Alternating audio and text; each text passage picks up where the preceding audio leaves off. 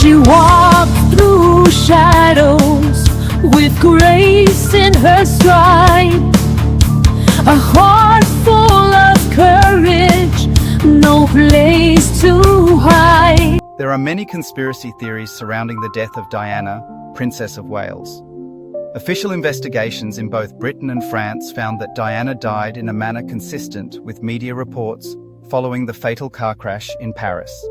In 1999, a French investigation concluded that Diana died as a result of a crash.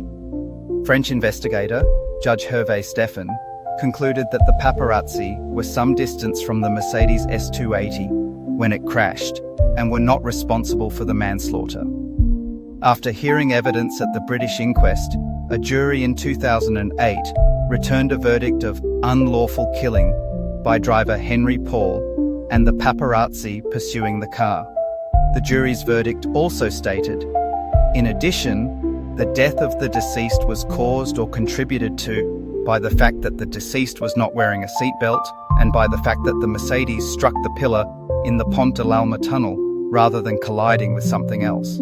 A special Metropolitan Police inquiry team, Operation Paget, was established in 2004, headed by Commissioner John Stevens, to investigate the various conspiracy theories that led to the British inquest. This investigation looked into 175 conspiracy claims that Fayed had made. In 2005, Charles, as a witness, told Stevens that he did not know about his former wife's note from 1995 and could not understand why she had these feelings. Fayed persistently propounded what were found to be conspiracy theories at the inquest and repeatedly claimed that he believed his son was murdered with Diana. One of the main motives which has been advanced for the alleged murder includes suggestions that Diana was pregnant with Mohammed Dodi Fayed's child and the couple were about to get engaged. The alleged dislike of the idea of a non-Christian within the British royal family meant that such a relationship between the mother of the future king and an Egyptian Muslim would not be tolerated.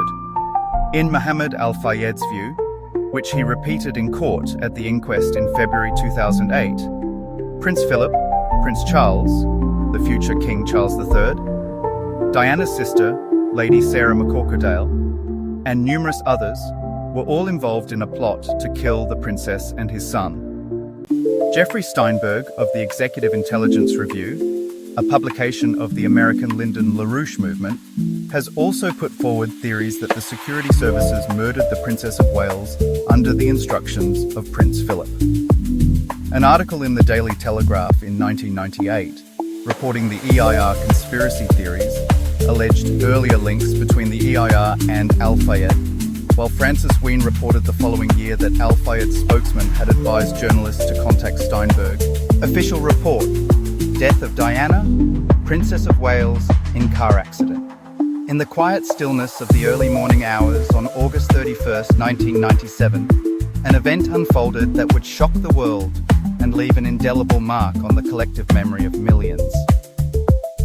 Diana, Princess of Wales, beloved by many for her compassion and charitable work, was involved in a tragic car crash in the Pont de l'Alma tunnel in Paris, France. The aftermath of that night echoed across continents, transforming a moment of personal devastation into a global moment of mourning. That fateful night, Diana was accompanied by her partner, Dodi Fayed, and the driver of their Mercedes-Benz, Henry Paul. As the city of Paris pulsed with its usual nocturnal energy, their journey, intended as a brief escape from the relentless flashes of paparazzi cameras, would come to a sudden and catastrophic end. The precise seconds leading up to the crash haunt those who have since pieced together the timeline. A high-speed chase, fueled by photographers vying for a glimpse of the world's most photographed woman, and a vehicle that would come to rest in the darkness beneath the city's surface, forever altering the course of history. As emergency services raced to the scene, the scale of the tragedy quickly became apparent. Dodi Fayed and Henri Paul were pronounced dead at the scene. Diana, still clinging to life, was carefully extricated from the wreckage and rushed to the nearby Pitié-Salpêtrière hospital. Despite the valiant efforts of a team of medical professionals, Diana succumbed to her injuries within hours. The suddenness of her passing sent shockwaves through Paris and rapidly throughout the United Kingdom and the rest of the world. News of Diana's death spread swiftly. For many, Sunday morning began with disbelief, as bulletins interrupted regularly scheduled broadcasts. Crowds soon gathered outside Kensington Palace and the British Embassy in Paris, laying flowers, lighting candles, and leaving personal notes of grief and gratitude. The scenes were replicated in cities across the globe. Diana, affectionately known as the People's Princess, was mourned by people from every corner of society. Her ability to transcend the formal barriers of royalty, to reach out to the marginalized and vulnerable, had made her a figure whose loss felt deeply personal to millions. In the days following, the public reaction was unprecedented. Nearly overnight, the gates of Kensington Palace vanished behind a sea of flowers, bouquets stacked deep, with cards and teddy bears tucked between them. Lines of mourners stretched for hours, unified by shock and sadness. Diana had not simply been a princess.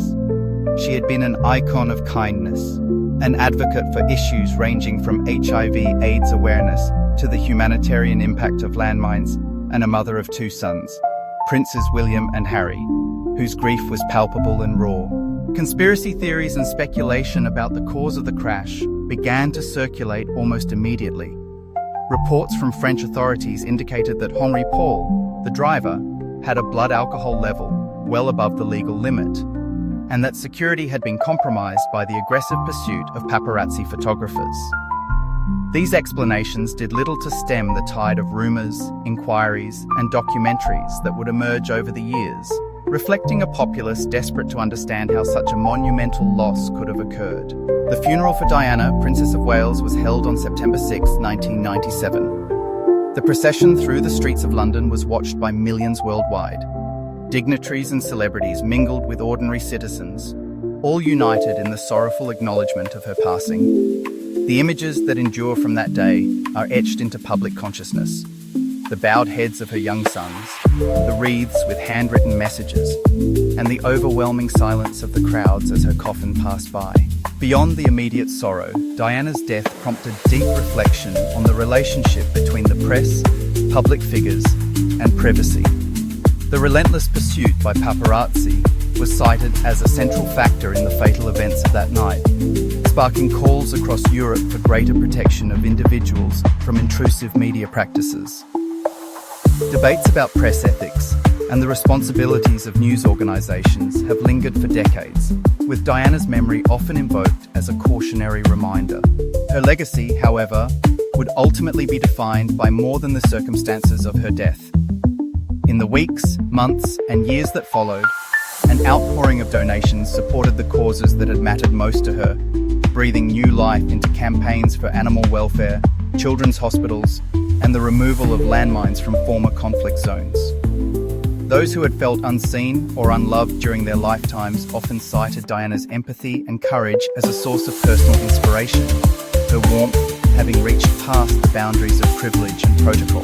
As time passed, the story of Diana's final night in Paris evolved from the tragedy of a life cut short into a poignant celebration of what she had accomplished in her 36 years.